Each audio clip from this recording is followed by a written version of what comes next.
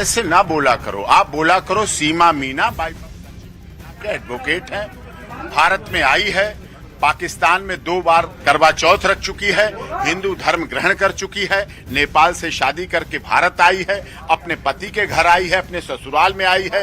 ये तो इन लोगों का प्यार है, सचिन का प्यार है। उन 4 बच्चों को भी स्वीकार किया और उसको संरक्षण भी दे रहे हैं, सुरक्षा भी दे रहे हैं, परिवार का सम्मान भी दे रहे हैं। राष्ट्रपति से भी गुहार लगाई, देश के महामहिम राष्ट्रपति जी से हमने इसी आशय के साथ याचिका लगाई है कि उसके नागरिकता मिले, उसे सुरक्षा मिले। आप जांच कराएं, ब्रेन मैपिंग कराएं, लाई डिटेक्टर टेस्ट कराएं, डीएनए कराएं, जो भी कराएं, सबसे अधिक कराएं, लेकिन उसके बाद न्याय करें। सीबीआई से जांच कराएं, ईडी से जांच कराएं, आईबी से जांच कराएं, रा से जांच कराएं, ऑनरेबल हाई कोर्ट के रिटायर्ड जस्टिस से जांच कराएं, उनको अध्यक्ष बनाएं कमेटी का। जितनी जांचें अच्छी करानी है करा लें, लेकिन उसके बाद सीमा के प्यार को न ठुकराएं, सीमा के प्यार को स्वीकार करें।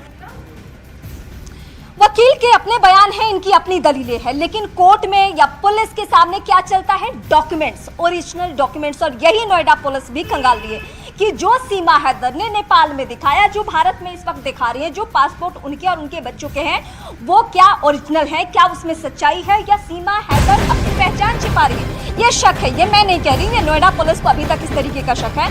हालांकि एटीएस ने अभी तक क्लीन चिट नहीं दिया है, तो जांच पड़ताल ये जारी ही रहनी है। और खुफिया एजेंसी जो है भारत की, वो भी लगातार सीमा पे निगाह बनाए हुए हैं। यानी सीमा भले ही ये सामान्य से दिखने वाले गली वाले इस घर में वो रहती हो, लेकिन ऐसा नहीं है कि उनको क्लीन चिट मिल गई है या वो आसानी से कहीं आ जा सकती है। नहीं, उनको सब कुछ पुलिस के परमिशन से ही करना होगा। अभी तक यही है। नागरिकता को लेकर भले ही वो लाख कोशिश कर ले, लेकिन उसको लेकर जो कानूनी प्रक्रिया है वो बहुत पेचीदा है और उसके लिए राहें इतनी भी आसान नहीं है, क्योंकि वो पाकिस्तान की महिला है। अब सीमा पार से आई सीमा, सरहद लांघ कर आई सीमा के सामने मुश्किलों का पहाड़ कैसे खड़ा हुआ है, ये हम आपको लगातार बता रहे हैं। क्योंकि हम नेपाल से, पोखरा से, काठमांडू से, इन सब जगहों से जो आपको रिपोर्ट्स बता रहे हैं, उससे ये पता चलता है कि सीमा ने 1-2 नहीं 20 गलती की है। डॉक्यूमेंट्स के आधार पे, बॉर्डर क्रॉस करने के आधार पे एक डिटेल रिपोर्ट इस वक्त हम आपको दिखाएंगे। उस रिपोर्ट से आपको ये पता चलेगा सीमा को अभी भी शक के दायरे में क्यों रखा जा रहा है।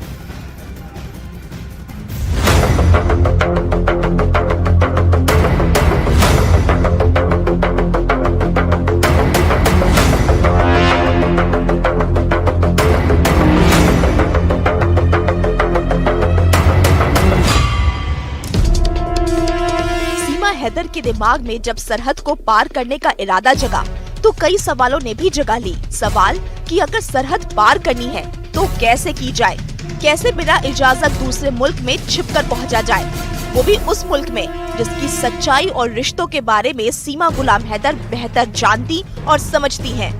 सीमा जानती थी कि ये राह इतनी आसान नहीं होगी जितना उसने सोच रखा है, और ऐसे में उसके दिमाग में नेपाल की सरहद घुसपैठ के लिए बेहतर जरिया दिखाई दी। लेकिन सुरक्षा बलों के कड़े पहरे वाली नेपाल की सीमा को पार कर सीमा हैदर भारत तक कैसे बिना किसी की पकड़ के पहुंच गई, ये सवाल अब तक जांच एजेंसियों के गले की फांस बना हुआ है। जब उसकी चेकिंग हुई थी तो रात का पहर तक, क्योंकि सुबह 7 बजे बस निकली थी और बॉर्डर के पास अंधेरा हो चुका था, और इसी का फ़ायदा यहाँ पर सीमा हैदर ने उठाया था, क्योंकि उसके साथ 4 बच्चे भी थे और वो सभी कोशिश ये कर रहे थे कि वहाँ से जाएं। और जब ये माना जा रहा है सूत्रों के हवाले से कि जब चेकिंग की गई थी तो सीमा हैदर ने कुछ ना कुछ बहाना बनाया था, या उसके साथ कोई और था, या कैसे वो वहाँ से मूवमेंट करके निकली थी। क्योंकि उसने जब सिटी बस सर्विस के मालिक से बात की थी तो उन्होंने ये पूछा था कि क्या आपके पास भारतीय आइडेंटिटी है, क्योंकि यहाँ पर नेपाल के नागरिक या फिर भारतीय नागरिक को ही आसानी से उस बॉर्डर से निकाला जाता है। तब उसने ये बताया था कि हाँ, उसके पास आइडेंटिटी है, और इसी वजह से वो वहाँ से आसानी से निकल गई। और इस पूरे मसले पर अभी भी जो यूपी एटीएस की टीमें हैं वो जांच कर रही हैं। सूत्रों के मुताबिक पाकिस्तानी महिला सीमा गुलाम हैदर ने पाकिस्तान में रहकर भारत आने की पूरी रिसर्च की थी।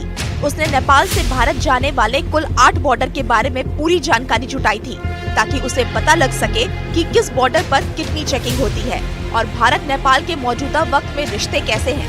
कहीं सरहद पर चेकिंग अभियान तेज तो नहीं।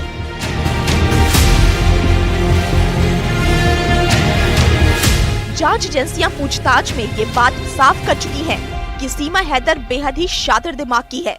भले ही एजेंसियों को सीमा के जासूस होने का अब तक कोई सबूत नहीं मिला हो, लेकिन शक की सुई अब भी सीमा हैदर के इर्द गिर्द घूम रही है। सीमा पढ़ी लिखी होने का तो दावा नहीं करती, लेकिन उनकी बोलचाल और भाषा उसके तजुर्बे को दिखाती है। नेपाल में किस बॉर्डर को सिलेक्ट करना है और कहां से घुसपैठ करनी है, इसकी बड़ी तैयारी सीमा ने कई महीनों तक की है।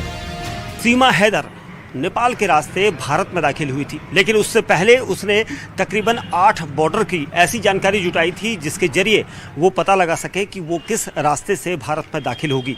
इसके लिए उसने भारत और नेपाल सीमा की 8 बॉर्डर को पॉइंटेड किया था और उसकी पूरी रेकी की थी। उसके बारे में जानकारी जुटाई कि किस बॉर्डर से उसे आसानी से जाने में सहूलियत होगी, और इसीलिए उसने जब काठमांडू का टिकट काटा पाकिस्तान से, तो उसके बाद उसने ये कोशिश की कि पहले उसकी जानकारी जुटा ली। तो उसने जो 8 बॉर्डर हैं जो काफ़ी संवेदनशील कहे जाते हैं, क्योंकि जब भी भारत और नेपाल के नागरिक यहाँ से उधर, उधर से इधर जाते हैं तो वो इन 8 बॉर्डर से होकर उन्हें आगे जाना पड़ता है। तो जो 8 बॉर्डर थे जिसको उसने पूरा खंगाला था, उनमें सुनौली बॉर्डर था, बनबसा का बॉर्डर था, रक्सौल था, सिद्धार्थनगर था, सीतामढ़ी था और काकड़भिट्टा, जोगबनी और सिलीगुड़ी। ये 8 बॉर्डर ऐसे थे जहां से पाकिस्तानी महिला सीमा हैदर दाखिल हो सकती थी, लेकिन उसे बताया गया कि सभी बॉर्डर खासा यहां पर चेकिंग करने वाले बॉर्डर हैं। सीमा गुलाम हैदर को भारत नेपाल की सरहद पर एसएसबी के होने का इल्म था। सीमा पहले सुनौली बॉर्डर से होकर भारत में दाखिल होना चाहती थी, लेकिन दावा है कि किसी तीसरे शख्स ने इस बॉर्डर पर ज्यादा खतरा होने का हवाला देकर उसे उस बॉर्डर को क्रॉस न करने की सलाह दी थी।